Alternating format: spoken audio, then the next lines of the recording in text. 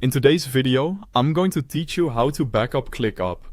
Backing up your ClickUp data is a smart habit, especially if you want an extra copy of important tasks, project details, or workspace information saved outside the platform.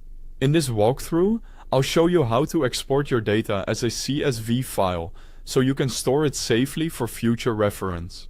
To begin, open ClickUp and go to your workspace settings. You can do this by clicking your workspace avatar, then selecting Settings from the menu. This area contains the main configuration options for your workspace, including the tools related to importing and exporting data. Once you're in Settings, look for the section labeled Integrations and Click Apps. Inside that area, click on Imports, Exports. This is where ClickUp lets you move data in or out of your workspace. Since we're creating a backup, we'll be using the Export option. Next, go to the upper right corner of the page and click Export Items. This opens the export setup so you can choose exactly what workspace data you want to back up. If you're doing this as part of a regular backup routine, it's a good idea to stay consistent with the location you select so your saved files are easy to organize later. After that, open the Select Location dropdown.